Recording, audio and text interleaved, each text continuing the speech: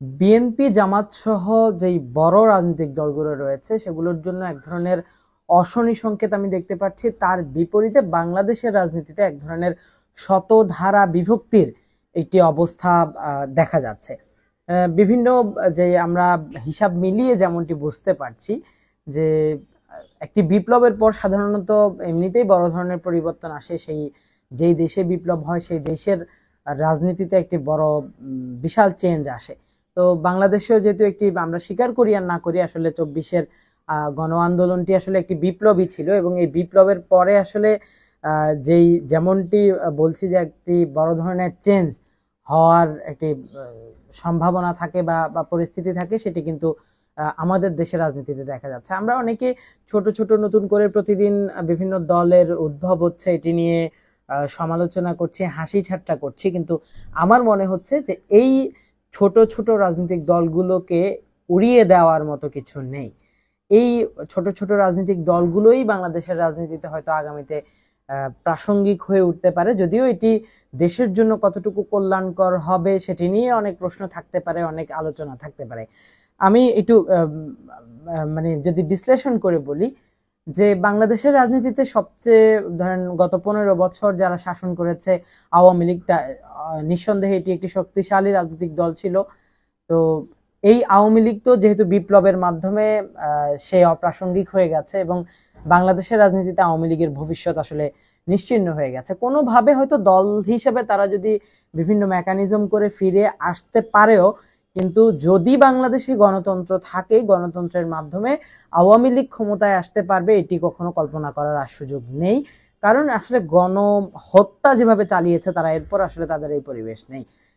দ্বিতীয়ত যদি আমরা বিএনপি আওয়ামী লীগের মানের রাজনৈতিক দল হচ্ছে বিএনপি, বিএনপির কথা যদি বিবেচনা করি, বিএনপিতেও কিন্তু আমরা নানানভাবে ভাঙন গড়নের একটি অবস্থা তৈরি হতে দেখতে পাচ্ছি। যদিও এটি এখনো দৃশ্যমান হয়নি, তবে ধারণা করা হচ্ছে যে যখনই আসলে ভোটের পরিস্থিতি তৈরি হবে, যখনই প্রার্থী মনোনয়ন দেওয়া শুরু হবে, তখনই হয়তো বিএনপির এই ভাঙনটি প্রকাশ্যে আসতে পারে। তার কিছুটা ইঙ্গিত আমি যদি বলি যে অতি সম্প্রতি গত 2 দিন আগে হচ্ছে ইলিয়াস কাঞ্চন এবং হচ্ছে শওকত মাহমুদের নেতৃত্বে একটি রাজনৈতিক দল এসেছে। তো এই শওকত মাহমুদ কিন্তু অনেক আগ থেকে বিএনপিতে এক ধরনের ভাঙন সৃষ্টির জন্য চেষ্টা করে আসছিলেন। অভিযোগ ছিল যে তিনি আওয়ামী লীগ এবং গোয়েন্দা সংস্থার, যে আওয়ামী লীগ পরিচালিত গোয়েন্দা সংস্থার দ্বারা প্ররোচিত হয়ে বিএনপিকে ভেঙে আরেকটি রাজনৈতিক দল করার চেষ্টা করেছিলেন, যেটি ইনসাফ কায়েম কমিটি নামে পরিচিত ছিল।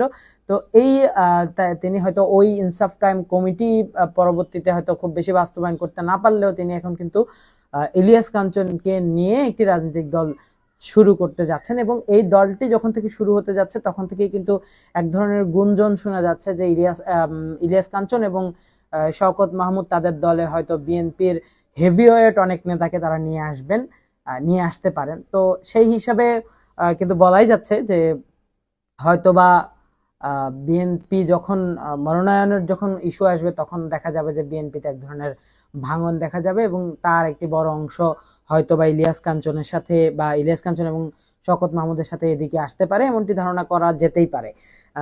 এবং বিএনপিতে আরেকটি জিনিস আমরা লক্ষ্য করছি যে বিএনপির তরুণ নেতৃত্ব এবং যারা বৃদ্ধ রয়েছেন, যারা একটু সিনিয়র নেতৃবৃন্দ রয়েছেন, তাদের মধ্যে একটি দূরত্ব, মনস্তাত্ত্বিক একটি দূরত্ব দেখা যাচ্ছে, যদিও এটি হয়তো প্রকাশ্য হচ্ছে না। বর্তমান যে দলের ভারপ্রাপ্ত চেয়ারম্যান তিনি নিজে একজন ইতোমধ্যে দেখা যাচ্ছে রাজনীতির মাঠে বেশ ভালো খেলোয়াড় হয়ে উঠেছেন এবং তিনি খুব শক্তভাবে দল নিয়ন্ত্রণের চেষ্টা করছেন এবং তার কাছে আমরা যেমনটি দেখতে পাচ্ছি যে তরুণরাই প্রাধান্য পাচ্ছে। তো এই ক্ষেত্রে হয়তোবা যে দলটির যারা সিনিয়ররা রয়েছেন তারা হয়তো যদি দেখেন যে কোনোভাবে তাদের চেয়ে তরুণরা একটু মূল্যায়ন বেশি পাচ্ছে, হয়তো সিনিয়রদের একটি অংশ এখান থেকে সরে যেতে পারেন। আবার যদি তরুণদেরকে মূল্যায়ন না করা হয়, তরুণদেরও একটি অংশ সরে যেতে পারে ইলেকশনের আগ মুহূর্তে, এমন একটি ধারণা করা যেতেই পারে। তারপরে তৃতীয় অবস্থানে বাংলাদেশ জামাতে ইসলামী, যদিও জাতীয় পার্টি সংসদের হিসাবে তৃতীয় বলা হয়ে থাকে, কিন্তু আমার মনে হয় না যে ভোটের মাঠে আসলে তৃতীয় অবস্থানে জাতীয় পার্টি রয়েছে। আমার মতে তৃতীয় অবস্থান আসলে জামাতে ইসলামীর। তো জামাতে ইসলামীতে তো বড় ধরনের ভাঙন গড়ন সেই আওয়ামী লীগের সময় থেকে দেখা গেছে, এখন মনে হয় এটি আরো স্পষ্ট হচ্ছে। জামাতে ইসলামী থেকে প্রথম বেরিয়ে এবি পার্টি হয়েছে। এবি পার্টিতে কিন্তু দলটির আগে শিবিরের শীর্ষ নেতা ছিল কিন্তু জামাতে যোগ দেয়নি, এরকম অসংখ্য লোকজন কিন্তু এই দলে যোগ দিয়েছে এবং এই দলটি মোটামুটি প্রাসঙ্গিক হয়ে উঠেছে। রিসেন্টলি আমরা যেটা দেখেছি যে এনসিপি থেকেও এনসিপিতে তাদের বেশ কিছু তরুণ নেতা চলে গিয়েছে, কিছু নেতা আবার এনসিপি থেকে শিবির ট্যাগিং এর মাধ্যমে কিছুটা বঞ্চিত হয়ে এসে তারা আবার আপ বাংলাদেশ নামে আরেকটি প্ল্যাটফর্ম তৈরি করেছেন, হয়তো এটি রাজনৈতিক দলে যেতে পারে। তো জামাতে আমরা যেটি দেখে এসেছি দীর্ঘদিন ধরে যে জামাতের তরুণ নেতৃত্ব এবং হচ্ছে যারা সিনিয়র নেতৃবৃন্দ রয়েছেন তাদের মধ্যে একটি মনস্তাত্ত্বিক দূরত্ব আছে, বিভিন্ন ইস্যুতে এই দূরত্বটি রয়েছে, বিশেষ করে ৭১ ইস্যু রয়েছে। তারপরে জামাতের যেই নেতৃবৃন্দের মানে সিনিয়র নেতৃবৃন্দের অনেক সিদ্ধান্তের ব্যাপারে তরুণদের বিরোধ দেখা যায়। এই বিষয়গুলো হয়তো আরো স্পষ্ট হতে পারে এবং জামাতও আসলে তার সেই অবস্থান কতটুকু ধরে রাখতে পারবে, যেহেতু তার তরুণরা আসলে বিভিন্ন দিকে ছড়িয়ে ছিটিয়ে যাচ্ছে, সেই ঝুঁকিটাও কিন্তু তৈরি হচ্ছে। তারপর জাতীয় পার্টি যেহেতু আওয়ামী লীগের সাথে ক্ষমতার ভাগিদার ছিল, তারা দোসর হিসেবে প্রতিষ্ঠিত রয়েছে। জাতীয় পার্টির রাজনীতি বাংলাদেশে আর খুব বেশি সম্ভব আমি দেখছি না। খুব মানে আসনে হয়তো অল্প ২-৪-৫টা আওয়ামী লীগের লোকজনের ভোট টোট নিয়ে তারা পেতে পারে, তবে এটি রাজনীতিতে তারা খুব বড় ধরনের চেঞ্জ মেকার হতে পারবে না। যদি তারা ইলেকশনে আসতে পারে হয়তো অল্প কিছু আসন পেতে পারে। তার বিপরীতে হয়তো এখন আমরা যেটি দেখতে পাচ্ছি যে এনসিপি কিন্তু আসলে যতটুকু আশা করা হয়েছিল এনসিপি ততটুকু অবস্থান তারা তৈরি করতে পারেনি। বিভিন্ন সংকট তাদের মধ্যে শুরু থেকেই, তাদের মধ্যে একটি বিভক্তি দেখা গিয়েছে, এগুলো হয়তো তাদেরকে একটু দুর্বল করে দিয়েছে। ওই যে আগেই বলেছি যে এনসিপি থেকে শিবিরপন্থী একটা অংশ যারা জামাত করতে নারাজ কিন্তু শিবির করেছিল আগে, এরকম একটি অংশ কিন্তু এনসিপিতে গিয়েছিল, পরবর্তীতে বেরিয়ে এসে তারা একটি রাজনৈতিক দল করেছে এবং তাদের রিসেন্টলি তাদের সভা সমাবেশেও বেশ ভালো উপস্থিতি দেখা যাচ্ছে, যেটি জামাত এবং এনসিপি উভয়ের জন্য এটি অ্যালার্মিং মনে করা যেতে পারে। তারপরেও আমার মনে হচ্ছে যে এনসিপি একটি বড় ধরনের রোল ধীরে ধীরে যেভাবে তৈরি হচ্ছে, এই তরুণরাই কিন্তু বাংলাদেশের আগামী দশকে হয়তো বা তার নেতৃত্বের পর্যায়ে যেতে পারে।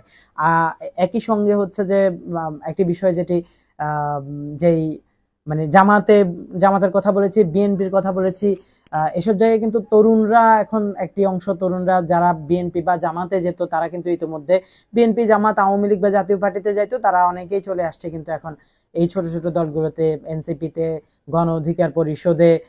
যখন থেকে গণ অধিকার পরিষদ হচ্ছে তরুণদের প্রথম দল মনে হয়, এই দলটির শুরু থেকে কিন্তু আমরা দেখেছি যে তরুণরা কিছুটা বড় দলগুলো থেকে বিমুখতা কিছুটা প্রকাশ করছে এবং এটি অবশ্যই তাদের জন্য অ্যালার্মিং। এবং এই জায়গাগুলোই আসলে ধারণা করা হচ্ছে যে এই যে দলগুলো, যে অনেকগুলো দলের তৈরি হচ্ছে, সব এই দেশের তরুণরা যারা মানে আগামীতে যে বিএনপি জামাতের মতো বড় দলগুলোতে যারা যোগ দেওয়ার কথা ছিল তারা ওইসব দলে যোগ না দিয়ে এই যে ছোট ছোট দলগুলোতে যোগ দিচ্ছে, হয়তোবা একসময় ছোট ছোট দলগুলো অনেকগুলো দলে মিলে হচ্ছে মানুষ বিভক্তি হয়ে মানুষ তৈরি হয়ে যেতে পারে।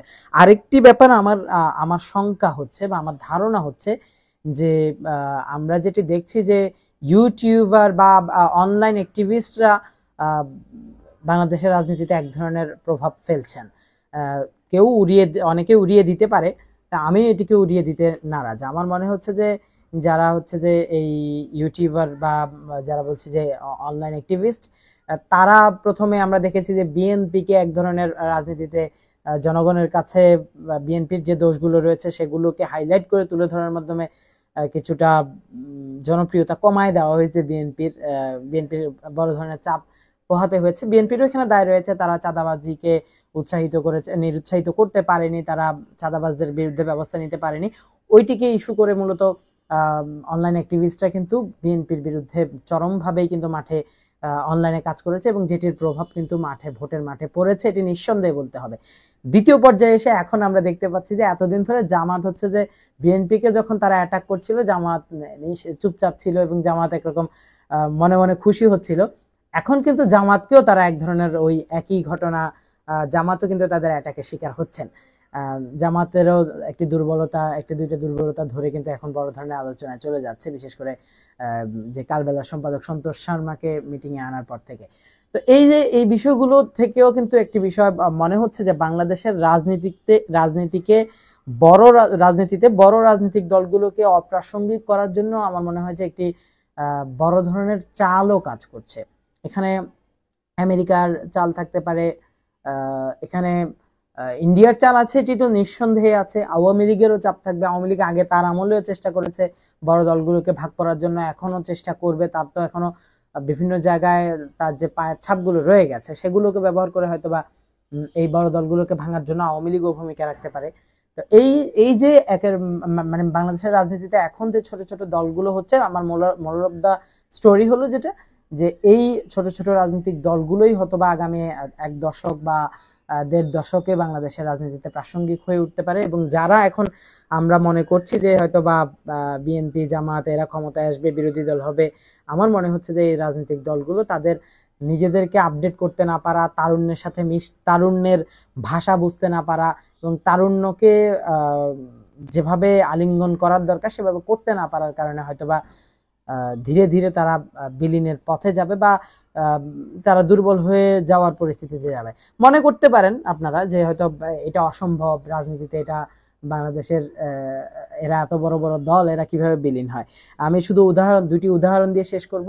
শেরে বাংলা একে ফজলুল হক বাংলাদেশের বড় মানে সুপরিচিত একজন ব্যক্তি এবং তিনি কিন্তু বাংলাদেশের জন্য তার অনেক অবদান রয়েছে।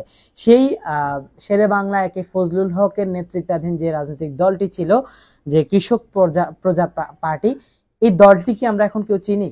এই দলটির কিন্তু এখন কোনো ভূমিকা নাই।